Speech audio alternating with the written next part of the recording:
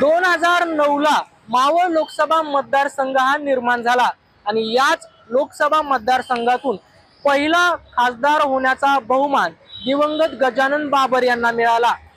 त्यानंतर 2014 आणि 19 मध्ये महायुतीचे उमेदवार श्रीरंग बारणे सलग 2 वेळा खासदार झालेले आहेत। गेल्या तीनही लोकसभेमध्ये शिवसेनेचं या ठिकाणी पारडं जड आहे आणि त्यामुळेच मावळ लोकसभेवर ते तीनही वेळेस भगवा फडकल्याचं चित्र आहे। परंतु यावेळेस चित्र काहीसं वेगळं आहे, कारण शिवसेना विरुद्ध शिवसेना अशी ही लढत होणार आहे।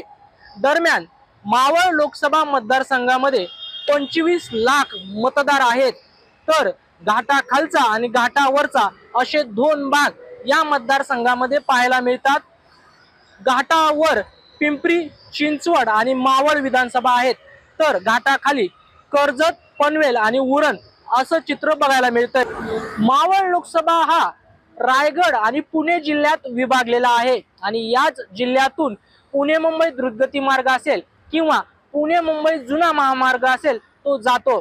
खरं तर या मतदारसंघामध्ये शहरी भागात 40 तर ग्रामीण भागात 60% मतदार राहतात आणि या मतदारसंघाची रचना पाहता उमेदवाराला प्रत्येक मतदारापर्यंत पोहोचणं अशक्यच आहे। सह्याद्रीच्या पर्वत रांगेत वसलेला लोणावळा, खंडाळा, माथेरान आणि कर्नाळा येथील पक्षी अभयारण्य याच मतदारसंघात येतात। तर एकविरा देवी, महाडचा अष्टविनायक, चिंचवड येथील मोरया गोसावी, देहू येथील जगद्गुरू संत तुकाराम महाराज आणि देहूरोड येथील धम्मभूमी अशी धार्मिक स्थळं देखील याच मतदारसंघात पाहायला मिळतात। तर छत्रपती शिवाजी महाराज यांनी काबीज केलेले किल्ले देखील याच मावळमध्ये आहेत। 2009च्या मावळ लोकसभेमध्ये दिवंगत गजानन बाबर यांना शिवसेनेकडून 3,64,000 मतं मिळाली होती, तर राष्ट्रवादीचे आझम पानसरे यांना 2,84,000 मतं मिळाली होती। यामध्ये गजानन बाबर हे विजयी झाले होते। तर 2014 मध्ये शिवसेनेकडून श्रीरंग बारणे हे लढले होते, त्यांना 5,12,000, तर लक्ष्मण जगताप यांना 3,54,000, तर राष्ट्रवादीचे उमेदवार राहुल नार्वेकर यांना 1,82,000 मतं मिळाली होती।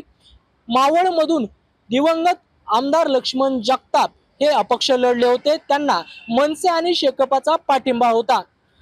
त्यानंतर 2019 मध्ये झालेल्या निवडणुकीत श्रीरंग बारणे यांनी अजित पवार यांचे सुपुत्र पार्थ पवार यांचा पराभव केला होता। बारणे यांना 7,20,000, तर पार्थ पवार यांना 5,04,000 मते मिळाली होती। सध्याची राजकीय परिस्थिती बदललेली आहे। मावळ लोकसभा मतदारसंघातून जनता कोणाला खासदार करणार हे येणाऱ्या 4 जूनला कळणार आहे। कृष्णा पांचाळ, मुंबई तक, पिंपरी चिंचवड, पुणे।